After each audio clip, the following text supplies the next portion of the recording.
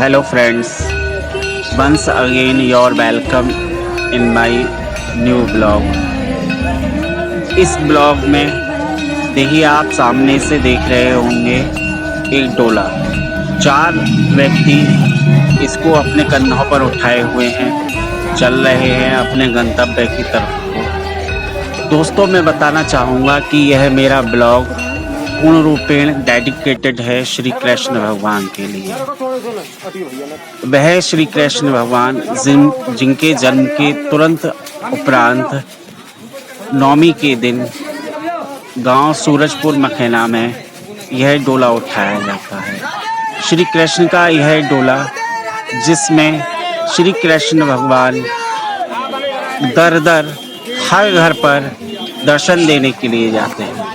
Basically दोस्तों हम temples में दर्शन करने के लिए जाते हैं भगवान श्री कृष्ण के, बट ये दिन एक ऐसा होता है, ये ऐसी ट्रेडिशन रिवाज गांव में है जिसके तहत श्री कृष्ण भगवान खुद चल करके हमें दर्शन देने के लिए आते हैं। तो है ना आश्चर्य की बात, है ना आपके जो है एक अमेजिंग करने की बात कि ईश्वर भगवान त्रिलोकीनाथ जो तीनों लोकों के स्वामी हैं स्वयं आपको चल करके आपके दर पर दर्शन करने के लिए आ रहे हैं।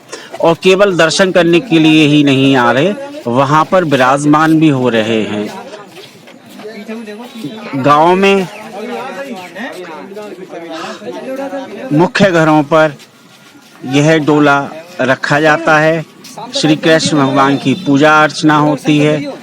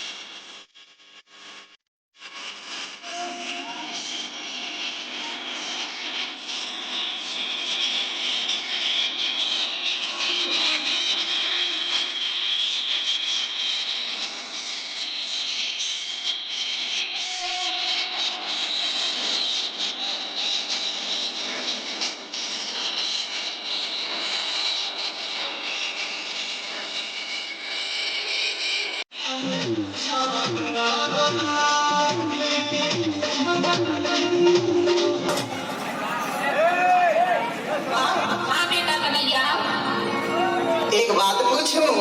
पूछ बेटा। मैं कह दूंगा तो तुम मारेगी मुझे? नहीं मैं नहीं मारूंगी, बता लाल क्या बात है? तो मेरी इच्छा पूरी कर देगी, मैं मांगूंगा जिसको। हाँ खाओ मेरी कसम। तेरी कसम बेटा, बोल। सुनो भैया। सुना बेटा।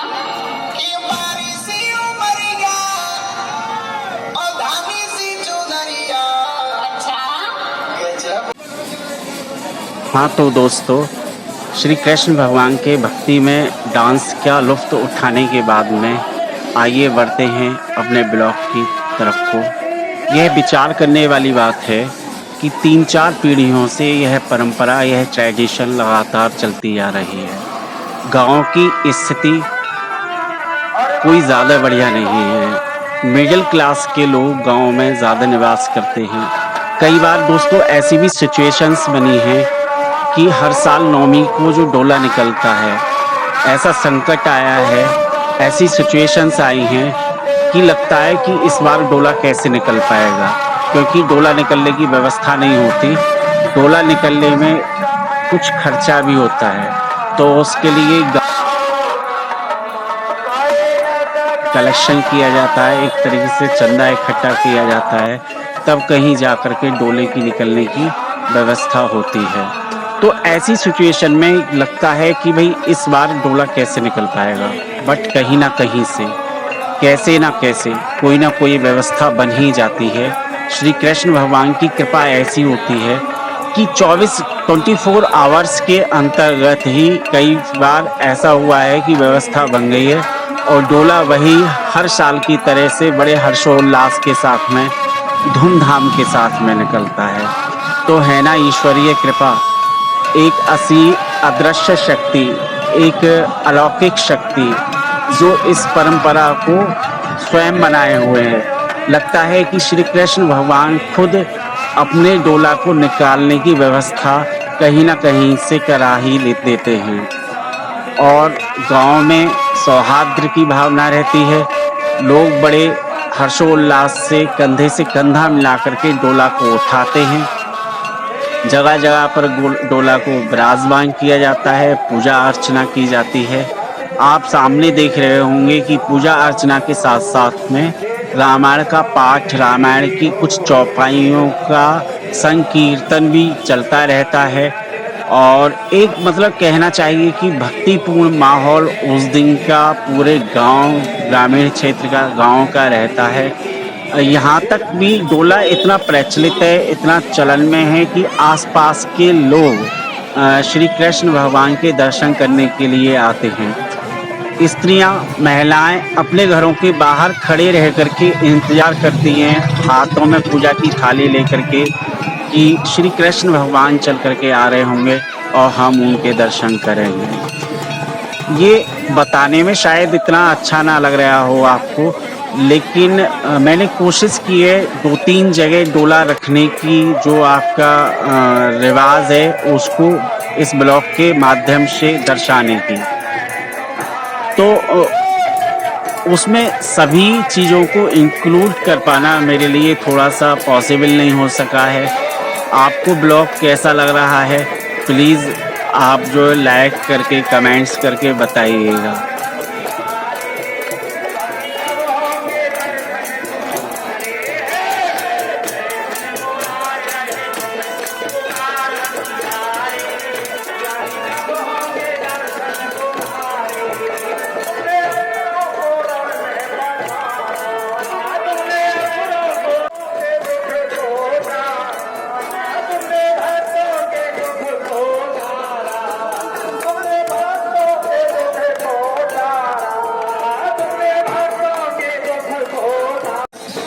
श्री कृष्ण संकीर्तन को सुनने के साथ ही आइए बढ़ते हैं आगे की ओर और ब्लॉग में चर्चा करते हैं कुछ महत्वपूर्ण बिंदुओं की। आप सामने देख रहे होंगे यह चारपाई बिछाई हुई है दोस्तों और उस पर चादर बिछी हुई है।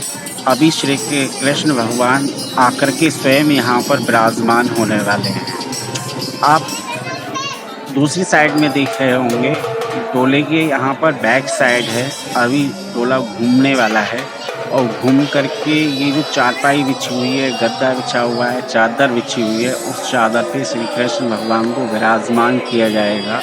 और उसके बाद में जो आसपास के घर हैं वहाँ से महिलाएं निकल करके श्री कृष्ण भगवान की पूजा अर्चना करेंगे। तो है ना एक जस्ट अमेजिंग करने वाली बात कि कितना अच्छा यहाँ का एनवायरनमेंट आज के दिन गांव का रहता है। सभी लोग सौहार्दपूर्ण भावना से टीम वर्क के साथ में कंधे से कंधा मिला करके श्री कृष्ण भगवान का डोला निकालने में सहयोग करते हैं। और जिस गांव में इतनी सौहार्दपूर्ण भावना हो, टीम वर्क की भावना हो, वह गांव आर्थिक मामले में इकोनॉमिकली कैसे पिछड़ा हुआ रह सकता है। लेकिन यह भी एक विचारणीय बिंदु है दोस्तों कि इतना सब कुछ होने के बाद में गांव में इकोनॉमिकली इनकम के सोर्सेज कोई ज़्यादा अच्छे नहीं हैं। अगर खेती की बात की जाए, ज़्यादातर लोगों का मुख्य व्यवसाय खेती है, फार्मिंग है, बट यहाँ पर बंदरों की संख्या इतनी ज़्यादा है कि बंदर बाहुल्य क्षेत्र में फार्मिंग कर पाना एक बहुत बड़ा चैलेंज है, लेकिन उसके बावजूद भी लोग जैसे भी हैं, जिस हाल में भी हैं, वह ईश्वर का स्मरण नहीं भूलते, और ईश्वर भी उनको भला क्यों भूलने देंगे। जो भी कुछ उन्हें मिल रहा है वो ईश्वर के आश्रय से, ईश्वर के आशीर्वाद से ही तो उन्हें प्राप्त हो पा रहा है। तो मेरा ये ब्लॉग बनाने का मोटिव जो है वो बस इतना है कि यह परंपराएं है, ट्रेडिशंस जो 3-4 पीढ़ियों से चली आ रही है, क्यों ना इसको बढ़ावा दिया जाए, इसको प्रमोट किया जाए, और कुछ बाहर के लोग, कुछ आस पड़ोस के लोग इस मंदिर में आएं, दर्शन करें, इस दिन सहयोग का भाव लाएं अपने अंदर, डोला निकलने की जो ट्रेडिशन है, रिवाज है, उसमें बढ़ चढ़ करके हिस्सा लें, सहयोग करें।